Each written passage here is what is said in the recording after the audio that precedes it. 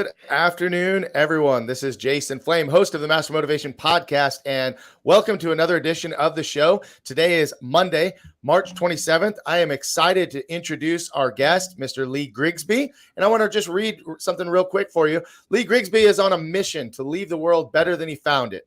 With a deep understanding of how decisions and actions are connected, he has the courage to accept his story and learn to make smarter choices. As a health and life coach, his goal is to help people break through their fears and lead healthier lives.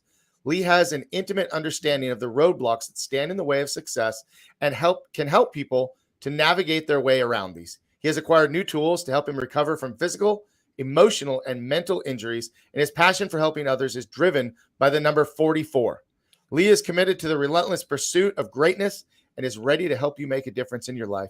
It's time to thrive. Welcome to the show. Oh, man, Jason, thank you so much, man. I have to tell you, we got to start right here, right at this point. I saw the rope climb in your intro video. Okay. And I was triggered. I was like, oh, I remember doing I've done several Spartan races, OCRs, that kind of thing. So I was like, yeah, I remember those. I've only gotten to the top once. So that's why I was triggered. Well, it sounds like it's time to climb again. But yeah, I love those Spartan races, man. It's been I think over 2 years since I ran my last one. But I was introduced to it actually by my youngest brother.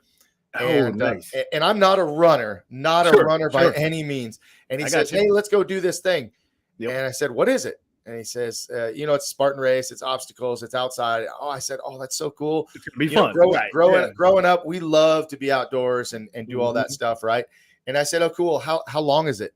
He's like, well, it's the super. It's 8+ miles. And I'm like, oh, okay. Well, like I haven't even really run a 5K. So like the sprint it probably would have been better for me to start, but jumped in on the super. And here's the deal though. Wow. This was a transformation for me because I did this race and I was 245 pounds. And this race was I think it was the catalyst to me dropping down. I ended up getting as low as 185 because I started running every Spartan race, half marathons, started hitting all of that. So that was a big deal. I absolutely love the camaraderie out there on those Spartan races. And you're right. And it's awesome, right? That's it. It fit when you talk about master motivation, right? And I love it that it's Monday motivation, master motivation, right? Let's put that all in there. Yep. But you're so right. It's the draw is physical, right? Like we're all out there performing physical tasks. Mm-hmm. But as you know, you can't do those things if you're not mentally strong because it is not the Spartan races are different from any other race. Mm-hmm. Any other race you have, right? I've done half marathons, I've done triathlons. You don't have a penalty if you don't do something. Right. Fine. If you walk a little bit during a half marathon, fine. No one's going to penalize you. You're going to be slower. Right. If you're doing a triathlon and like I've done them, I've had to kind of swim to the people who are paddling along with you in the boats. Cause I'm like, I just got to catch my breath. They're like, okay, relax. Right. But they want you to finish. In the Spartan races, if you don't perform a task, you are doing burpees. And those are awful. But it is a mental, it shows you what you're made of mentally when you make it through these Spartan races. I have to say that, like 100%, Absolutely. And you're right too about the camaraderie. So yeah. Well, so I may have triggered you with your with the rope climb, but as soon as you started talking about swimming, I've done one triathlon in my life, and I swear to you, I trained the swim. But I trained in the pool. Right? You go out in the ocean, and I swear to God, I swim out and like had to hold on to the buoy for a little bit. I'm like, I can't breathe, and I had to lay on my back. So I could catch my breath. It was terrible. It was the hardest thing. Well, I'm gonna share something with you. I've shared it before on a few other shows I was on, the podcast, but I'm going to share my very first triathlon with you. So, like you, one of my buddy, we had done a 5K race, and my buddy had done a triathlon before, and he was so pumped up after this 5K because we did it like as a group and everything. He was like, "Hey, when are you gonna do a triathlon with me?" I'm like, "Fine, I'll do it." Not understanding. So for 6 months, I trained in a pool. Right now, I've always known how to swim. Like as a little kid, took swimming lessons. Right, I was really close to being a lifeguard. Right, so I know how to swim. This was my first triathlon was in 2017. So trained in the pool for 6 months. Right, you know as well as I do what's in a pool. Clear water. Well, it should be clear. Should be clear. if you're in a pool, it's not clear. That's a bigger problem. But you have all these safety features, and I'm gonna use air quotes here, right? Safety features. So you can grab onto the side of the pool, right? You can see the lines to keep you in your lanes. There's the lanes that get blocked off, all of that. You know that you can get out of the pool and get back in, and there's no issue. So I trained for 6 months in a pool. In my head, I'm thinking, oh, we're just going to walk down the beach. We're just going to get in the water and it's going to be simple, right? It was, I don't know if you know where Rock Hall, Maryland is, but it's on, it's about 90 minutes from Washington, D.C. Okay. Chesapeake Bay. So the swim portion was in their marina. But I get to the edge and I'm looking down and I'm like, that water's not clear. I don't know where the bottom is, right? And you're looking and the marina stretches way out there. It was a sprint triathlon, but you just, it goes to the break wall. And you're like, man, the buoy's out there. I got to swim out there and back. So you're already, and I was already in my own head. Like, wait a minute, this isn't a pool. I'm not sure I can do this, right? So started the race, and as you're aware too, triathlons have different waves of different tiered athletes. Right. And each one of them has a different color cap so that they can keep track of everyone in the water. So I was in the novice wave, which is the last wave to go. So I've got to wait for half an hour after everybody starts. So imagine the anxiety just building. Like, what's going on? They say, oh, novice wave, it's your time. Jump in. Everybody's like cheering, jumping in. And I'm like, all right. So I jump in, right? And I had to remind myself, oh, Lee, you got to swim back up to the top. Because if you jump in the pool, you push off the bottom, right? There's a bottom you can see. So swam back up to the top. I'm like, okay. So we're treading water. We've got maybe 2-3 minutes till the start. So I see people just, swimming around back and forth. And I'm like, all right, calm down. You're good. Next thing I know, there's a young kid next to me says, oh, I can't do this. I can't do this. The water wasn't cold, but just he started panicking, right? Click. He's on my arm. On my arm. So we go a little further and we start to struggle. He's working his way up my arm. Now he's on my shoulder and he's panicking. And I'm treading water like, dude, you got to get off me. Like, we can't do this. You got to get off me. He's now on my back, Jason. He's literally both hands on my shoulders, right? We go under. He's still there. We come up, struggling, go back under. He finally lets go. All right? So I come back up. I'm dead tired. And I turn around and look at the start. And I say, hey, you guys got to get this kid out. He's panicking. They're like, we see him. I see the starter take his stuff off and dive in. They get the kid. We still have 30 seconds till we start. Oh, you're gassed. Still, right. So I'm like, what? And one of the people who was, kind of hanging out, they're like, oh, what happened? I was like, this kid grabbed my arm and they're like, oh man, that's so bad. I'm like, yeah, where were you like 30 seconds ago, right? So yeah, needless to say, I almost drowned my first triathlon before it even started, but I still finished. Right? I took 2 strokes. They gun goes off. I take 2 strokes freestyle and was exhausted. Yeah. I did the whole thing breaststroke. Wow. So yeah, but here's so. Can I tie this into motivation just a little bit? Let's do it. Just a little bit. Do it. If you work that hard for something, and let me, before I tie it into motivation, I want to get to, you heard me mention the different color caps, right? Right. This kid did not have one of the wave caps on. So he had a black cap on. The rest of us had green. I promise you, I'm probably stepping outside the physical realm here. When you have a goal set in front of you and you work and do your part to get there, there are things that are going to try to prevent you from reaching your goal. Period. Whether some Christians will call it the devil's going to try to do something. And it's not always this huge catastrophe, right? It could be the smallest things of, man, I'm running late for this appointment, or I'm going to be late for the Master Motivation podcast. I got to get the plumber out of here. We talked about that, right? There are things that are going to be put in your way. What are you going to do to persevere through that? Right. That's the point, man. So this kid probably didn't belong even in that wave. Was on my shoulders. I went under twice, and I still did the triathlon.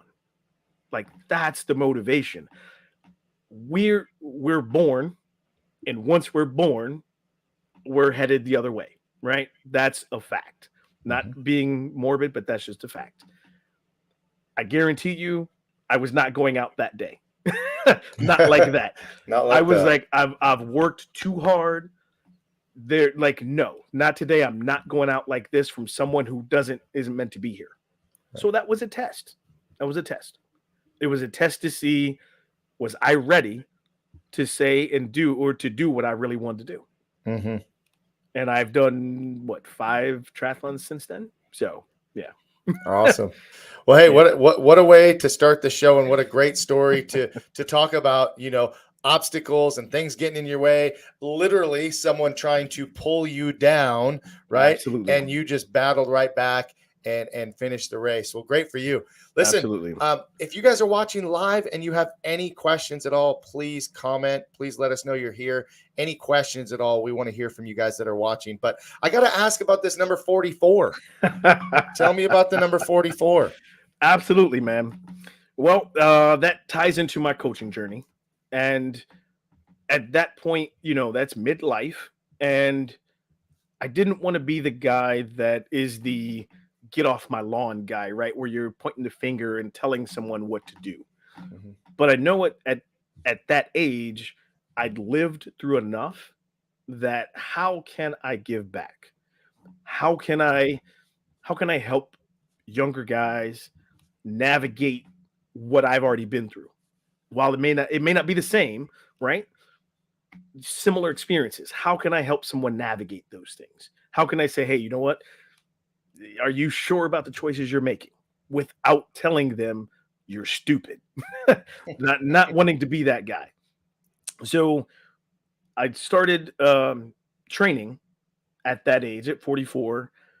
And that is also, I was inspired by our 44th president, Barack Obama. That is not a political statement. That's not what that's about. But the thing that rang true for his first campaign was, be the change you want to see. That's why I'm inspired by the number 44, as he was the 44th president, and I started training for coaching at age 44. So awesome. How much different, or how do I have the words? If you want to see change, you have to be that change first. That's simple. Yep. That's why I'm inspired by 44. Yeah. Well, I love that. I have myself used that line many, many times. And in my community, just to give you a little story for me, Sure. is that I was a very young business owner. I started my business at 18, 19 years old. I opened a martial Wow. arts school. Okay. And so what was recommended to me was that I go and join Chamber of Commerce. And I was like, okay, cool. I'm going to go join the Chamber of Commerce and I'm going to get a whole bunch of business. Right. Right. And I walk in and it just was not the vibe that I had expected. Right. Here I am, 18, Sure. 19 years old, with people that are more like 44. Right. and people that were telling me I was stupid, probably. Yeah. But, you know, I felt so uncomfortable. Long story short, felt so uncomfortable that I ended up just not going back to any meetings, not getting involved, went on with my business, did my thing. Sure. Many years later, as I got wiser and more mature and understood, I joined the Chamber of Commerce again. But my reason for joining the Chamber of Commerce at that time was there was lots of things going on that I thought to myself, I just don't like how this is going. I don't like I just don't see it going in a direction that's really serving the community, that's serving the businesses. And I said, instead of bitching and complaining about it, let's go and be the change that we want to see, and let's get involved, right? 100%. Let's get involved. Yep. And let's start helping out. And I just love that you started talking about how can I give back, because that was, you know, when I went back, I had been in business, you know, more than 20 years. Right. You've been in business for more than half your life. Absolutely. Right.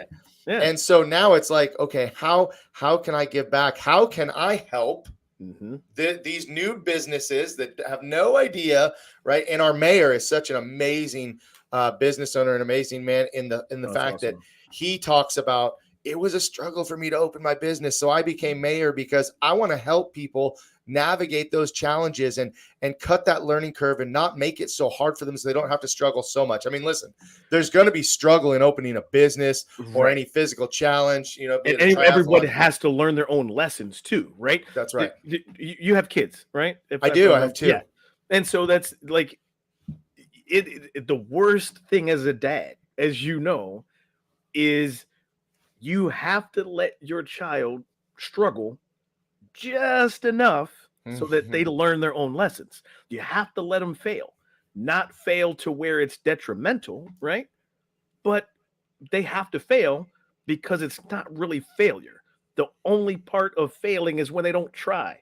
Sorry, I'll get off the soapbox, man. But so that's the thing, right? You join the Chamber of Commerce not because, okay, cool, what can they do for me, right?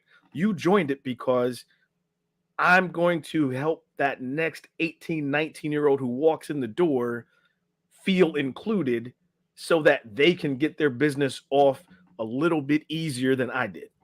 Absolutely. Absolutely. And that was the mindset. When I was young, the absolute, what can you do for me? What's in it for me? and that mindset, like, is such a complete polar opposite from, you know, where we are now. But man, it, you know, like you said, you gotta learn your own way. You gotta have your struggles. And I want to talk about this thing with kids, right? Because if there are parents watching or kids watching, whoever's watching, I don't know. I mean, the whole thing about, you know, participation trophies and you know, getting I had a friend. Okay, so here's something. I had a friend who posted a video. Yeah, I got one. So he posted the other day that again, martial arts school owner, had a student who was did not pass their martial arts test, but they gave them the opportunity to make it up and to do it again, and so they did. And this child or maybe a teen had a win. You know, they may have failed in the beginning, but were given a chance to succeed, take the test again, and get a win. But this family decided they're just like, nah, we're going to go to another karate school, right? And they just take off. So my whole point is, like, you know, this instant gratification world that we live in, you know, with social media and everything. And of course, here we are up on our soapbox, but we got to talk about it. We got to talk about it. It's okay. For sure. And I've seen it in my own kids, where they have expectations of what they should get. And I'm like, no, that ain't the way that it works. That's What just have you not worked? What have you worked for? Exactly. right. So, man, along those same lines, my daughter just finished her first season of indoor track. All right. She had finished outdoor season for her school, and me and my wife were like, yeah, we want to keep you active, keep it going. The coach was like, hey, I run a track club. She's welcome to join. Didn't know what she was getting into. Mm-hmm. But what I have to say is when we started going to the meets, right? The open meets that were not AAU sanctioned, like everyone got a ribbon. Mm-hmm. Oh, so I understand you want to reward everyone for the work they're doing. And I get that. And you can still feel rewarded even if you don't get a ribbon. Right? So if there's wave after wave after wave of athletes, it's okay that the first three, first, second, third, get ribbons. That's okay. If you come in fourth, fifth, or sixth, okay, let's check your time, right? Was your time better than your last time? Not better than first, second, or third. Mm-hmm. Or maybe, I didn't have a great time in my race. But okay, well, let's hopefully you got recorded. Let's look at your form. Was your form better than your last race, right? What part did you do better than you did last time? That's the reward. And that's what we're not teaching enough, Mm-hmm. It's that everyone, there is a way to include everyone without giving everyone a ribbon or a participation trophy. Absolutely. Because what do you work for next, right? You say, oh, yeah, I finished sixth. Good, I'm proud of you. But what makes you want to finish fifth next time? Mm-hmm. Mm-hmm. What makes you want to go for fourth? You might never get it, but what makes you want to work for it? Right. So, yeah, it is hard as a parent. Well, some people might find it hard, and I found it easier as I've gotten older. But, yeah, they have to fail and make mistakes. Because by failing, at least I know she's trying. She's trying to do something. She's thinking about it, right?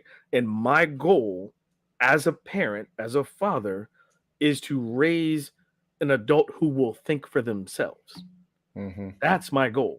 I don't have to agree with what they do, but I have to get them to the point where they think for themselves, not because someone else tells you. Right? Not because, well, I read this headline and this is the truth. Is it? Did you look at all sides of it? All of that, man?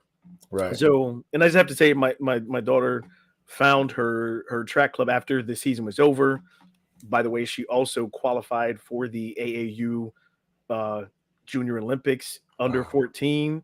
Awesome. So that was earlier this month. And that was the hard work she put in. Like, she did that.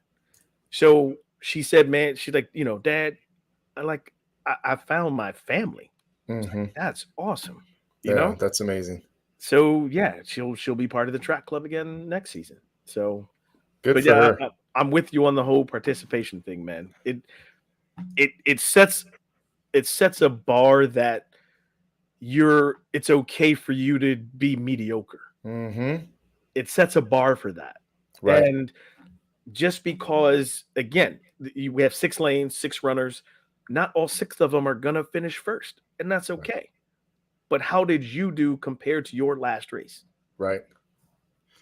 Yep. Yeah. And listen, I think that's something that, whether it's running, whether it's martial arts, whether it's your weight loss journey, it's very easy. And this is where the social media comes in. It's very easy to compare yourself to everyone else versus did you have a personal victory?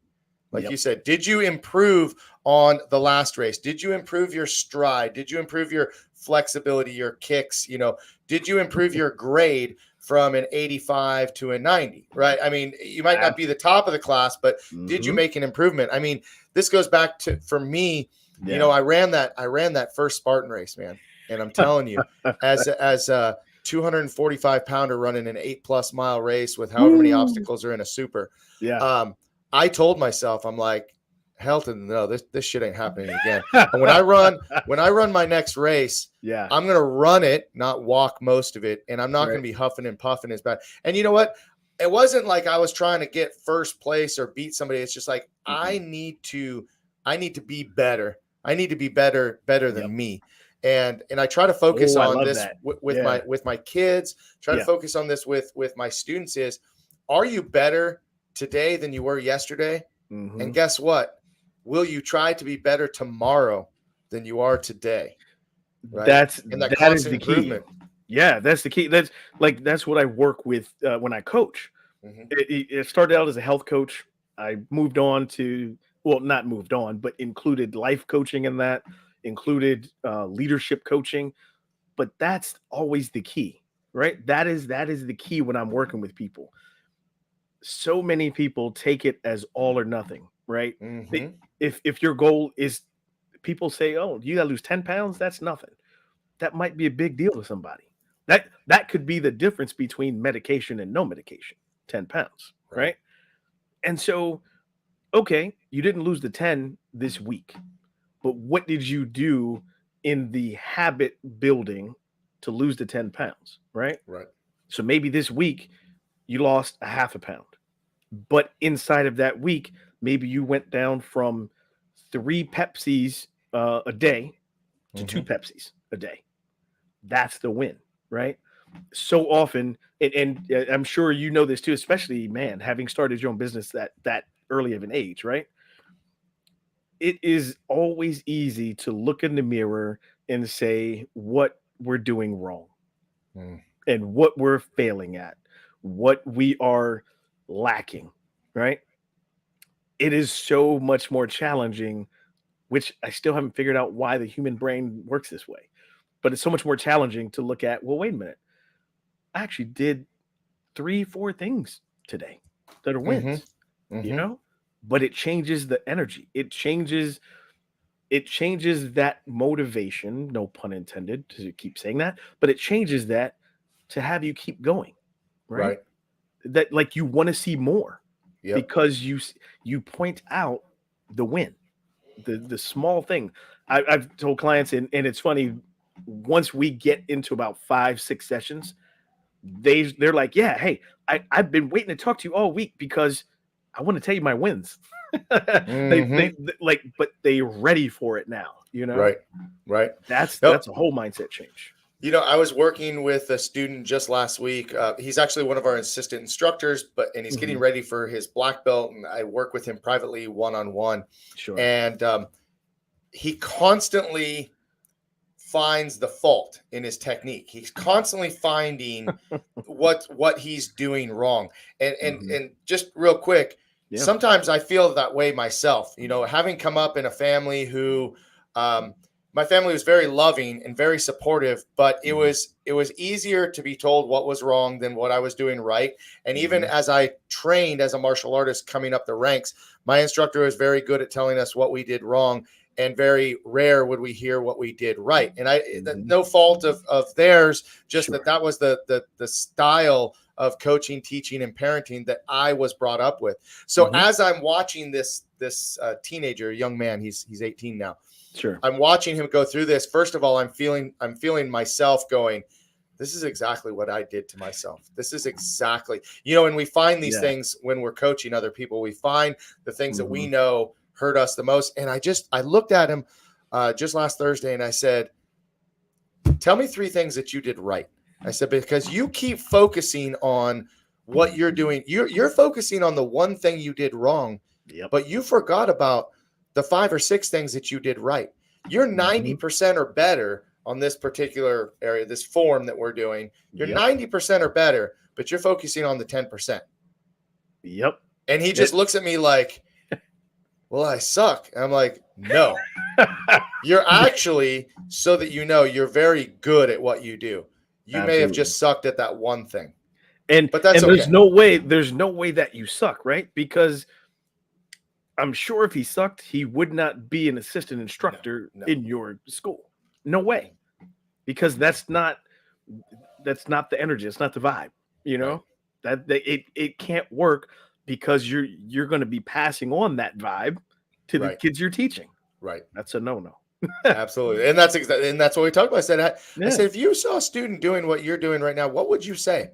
And he kind of, the light went off. He said, well, I would encourage them. And I'm like, guess what I'm doing? Bingo. That's right. That's right. Yeah, I love said, it. now encourage yourself. Now That's start right. encouraging yourself. And that's the hardest thing sometimes, Sure. especially when you have that personality trait and it's been embedded in your brain since birth. Yep. Well, man, I as a coach and as a mixed martial art, I said mixed martial arts. I'm sorry, martial arts instructor. You also have mentors too, right? Yes. Yes. It's no different. I was talking to one of my coaches a couple weeks ago, or maybe a couple months ago, and I had such a block around the word selling, and he was like, "Lee, you sell every day." It's like, "No, I don't." They say, "Yeah, you do."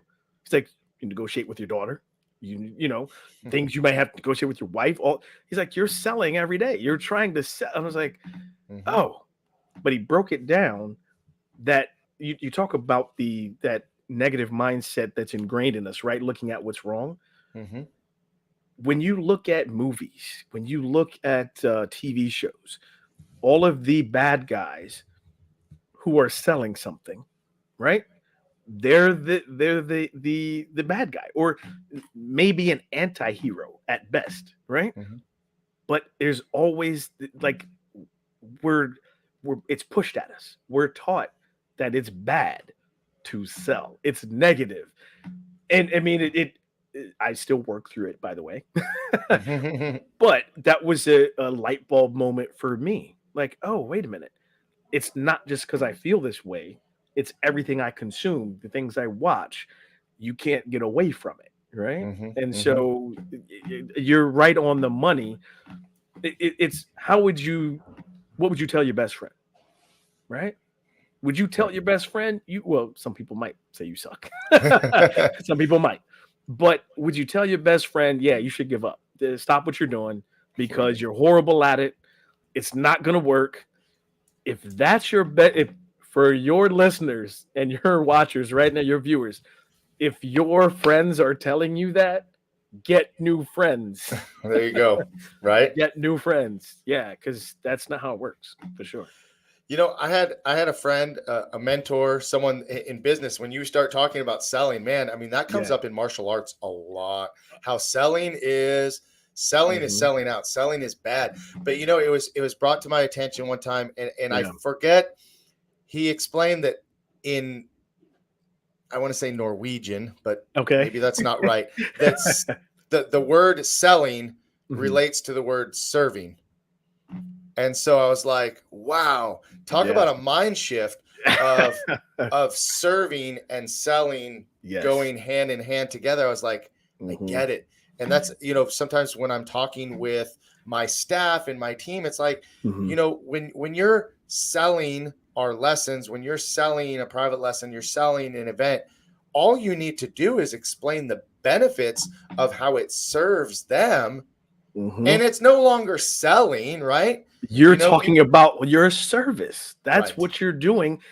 And so here's the integrity part. And this is where I was confused too. When you talk about and mention your service, what you do, not as in I'm serving you, but yeah, sorry, I guess that is too. You then get to let people decide if that service is something they want. Right. That's what the beauty of it is.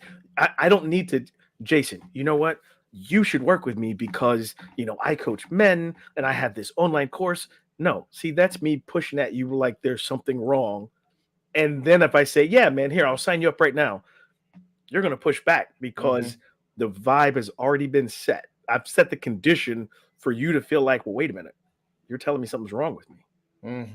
Whereas if I sit there and say, man, you know what, Jason, I created this online course for men because what I've started to see more and more is men want to be open. They want to be vulnerable. They want to feel free to express their feelings how they want to. and that course helps them do that. Doesn't mean something's wrong with you, right? That's just giving you a safe space to learn how to do that in an effective way and not a self-destructive way. Mm-hmm. And I do have a course, by the way. That was an example, but that's the key, right? That's the difference between like selling and people can sniff it out when you're just trying to get a buck, For sure. And that's not what it's about, at least not for me. That's not what it's about. Yeah. Well, and I agree with you on that. Listen, I can't believe I haven't even started with like the first question that I really wanted to ask, because we just kind of flowing real smooth and easy here today. Absolutely. But do me a favor, Lee. Can you go back and just give us a little bit more of your background, kind of your upbringing, and kind of prior to you becoming a coach and what you do now? Tell me a little bit more about your background. Absolutely, man. Well, I am a kid from a small town called Oberlin, Ohio. It's about 45 minutes west of Cleveland. And I will tell you, the beauty of growing up in Oberlin, Ohio, was that I got to see, I get race relations, if you will, but I got to see cultural diversity. I got to see how those things can look when people work together, or when when there are inequities, and how to advocate for them without like going over the top, So I grew up in Oberlin, Ohio. Sister grew up and I have to mention this. Unfortunately, in 2020, I lost the last person in my nuclear family. So they all passed away between 2006 and 2020. So that's a whole separate conversation that we can get into, like about how to move through grief, right? And move through grief in a constructive way. So again, went to college at Ohio University, which is in Southeast Ohio, about 90 minutes southeast of Columbus, Ohio. Give everybody a reference. Okay. I did know what I wanted to do. I initially wanted to be an architectural engineer. In high school, loved drafting classes. I loved the precision of the measurements and how everything fit together perfectly. Get to college, and at the time, they did not offer that as a major. So my counselor didn't tell me that I could kind of make my own classes. So I had to figure out what to do. Mutual friend was like, hey, come on up to the TV studios. Let me introduce you to some people. You're going to love it. Next thing I know, I graduate from Ohio University with a Bachelor of Science in Telecommunications, video production. So I've been in the television industry for the better part of 30 years now. Started in local TV, everything behind the scenes, right? Engineering, master control, those kind of things, production. And since I've been here in DC for the last 15 years, worked for a company called EBU, European Broadcasting Company, or European Broadcasting Union. I work for Eurovision Americas, which is a subsidiary of that. And it allowed me to expand my television into like the international realm, working with people on the phone, in person, different events from all around the world. I got to share, like, one of my favorite things that I've ever done, and still have friends from this event, was I did the America's Cup in Bermuda. For those who don't know what the America's Cup is, it's a sailing race. It's several companies or countries race. And so it was phenomenal just being in Bermuda, first of all. That like tough life, right? But being able to make these connections and friendships. That was a couple of years before I started coaching, as a matter of fact. But yeah, so that's my background, is video production, engineering, television. And at that 44 mark, television became a means to an end. I still loved it, still love it to this day. but I started looking for, well, what's now a purpose, you Mm-hmm. know? Mm-hmm. So, and this is a true story. I Googled how to be a life coach. I Googled that. And the reason I went with Health Coach Institute, that was the first school I trained with, was because they had someone call me back. Like there were 3 or 4 different things that came up on the search, and all sent email replies. Oh, thank you for your interest. Da, da, da, da. Within 24 hours, I got a phone call from Health Coach Institute saying, "Hey, we saw you had an interest. How about we give you access for 3 days?" On and on. But it was a conversation with a real person. Mm-hmm. That meant something to me, and here I am now as a health and life coach. Awesome. Well, that's a great snapshot into your background, and I want to talk a little bit more about it. Real quick, shout out Dana Abbott is watching, so thank you, Dana, Hey, for Dana. watching. Dana was on the show not too long ago, so go check out his show with me on the Master Motivation Podcast on YouTube. Very cool. Thank you, Dana Abbott. If you have any questions, by the way, Dana, while you're on, or anybody else, while we're in the middle of this discussion, please drop your questions or comments below, and we'd love to answer that. So, yeah, it's funny because we were talking in the very beginning. I was having trouble getting my audio on, and you're like, "Oh, I've been in TV for forever, so I know this is normal, right?" So, what exactly? Give me kind of some examples or some things that you did in TV that I mean maybe people might know about, or just kind of give us a description of some of your responsibilities. Oh, sure. So it was most everything behind the scenes. When you're in local television is basically news production, right? News shows. Mm-hmm. So everything in the studio, from running cameras, floor directing, and floor directing is an extension of the director that's calling the different aspects of any show. Mm-hmm. You're just in direct contact with the talent that's in front of the camera. Okay. So I've done all of those things. Master control is pretty much controlling the flow of programming, whether it's commercial or any other content, from point A to point B. That's the easiest way I can explain it without being too technical. Right? Some of it has to do with satellite transmissions. Some of it has to do with fiber optic transmissions. Now we're in the world of IP transmission. We're streaming here live, so that's a whole thing. But that's basically been my background with television. I've also done editing as well. So this was your career. This is what you went to school and you've had this career, but you found this urge to find more purpose, something that was more purposeful. Because I'm sure that you made a difference in your career and what you did, but it sounds like you wanted something bigger and beyond that. So you Googled how to be a life coach. Someone called you back, right? Isn't that amazing? Like that. I mean, I couldn't even imagine if someone inquired about my martial arts school and I just didn't call them back. Like, but it happens all the time, right? And so they called you back. You got a voice, and so you started working through that process of becoming a health coach, life coach. Tell me a little bit more about that and your experience. Sure. So yes, that started training in 2019.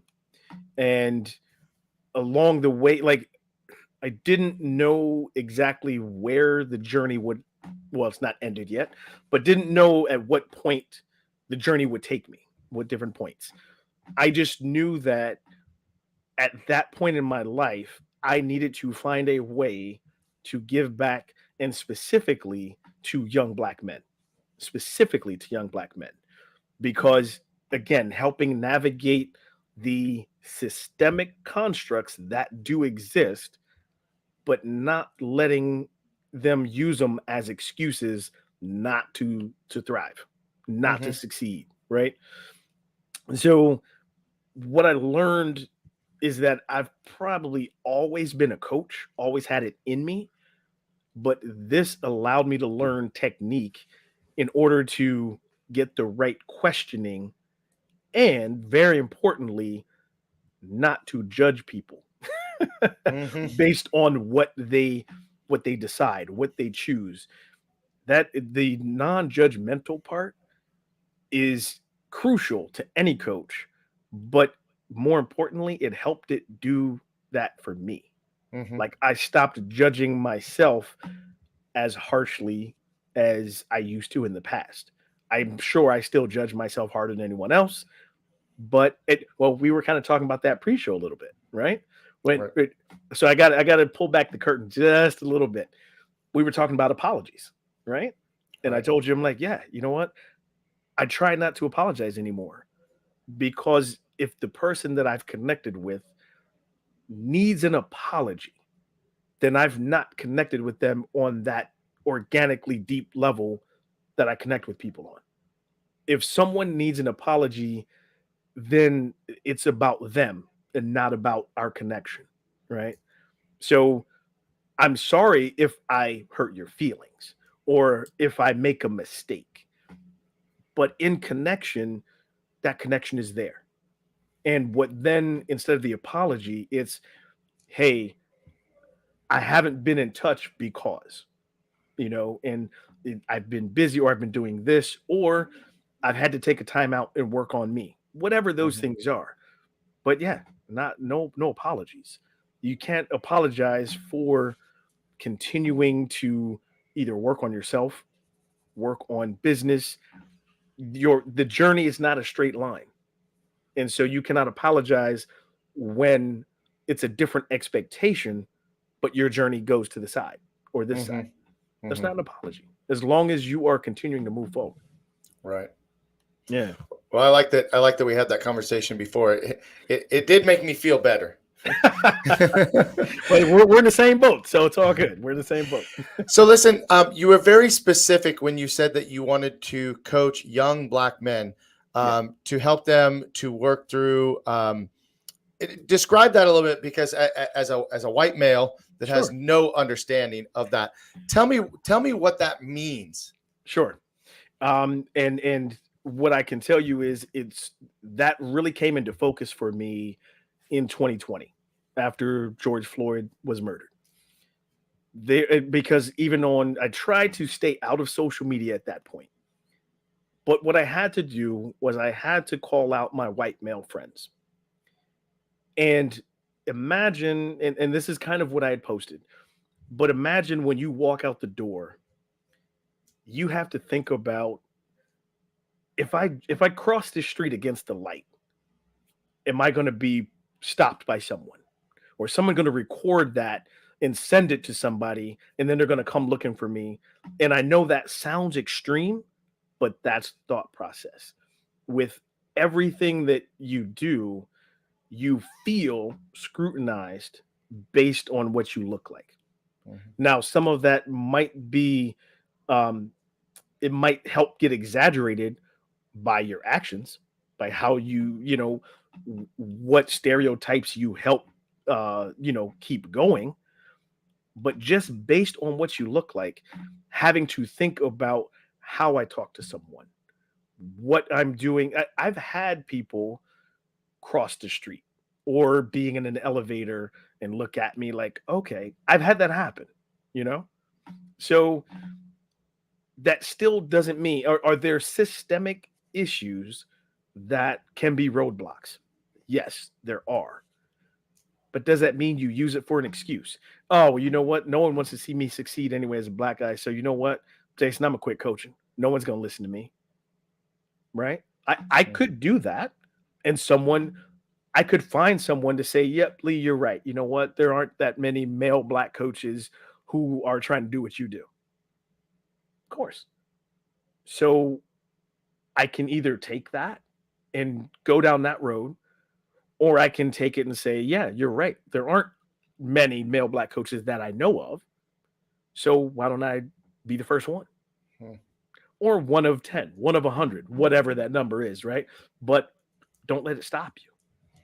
And Kind of like what so, oh, yeah, go ahead. you were saying earlier. Be the change you want to see. 100%. 100%. And so if I want to see these young Black men who kind of perpetuate certain stereotypes, I don't necessarily want them to change the core of who they are, but I want them to understand the power of choice. Power of choice.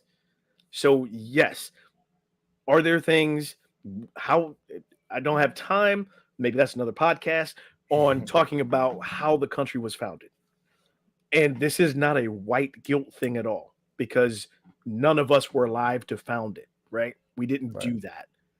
But we can be better and live up to the expectations that are written in the Constitution. We can do that. We can live that.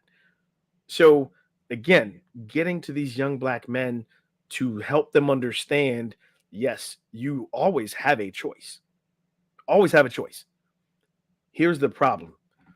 People think when you say you always have a choice, it means you get what you want. And no, you don't get what you want, or it's not going to be easy. Sometimes you got to choose the hard path that looks like there is no path.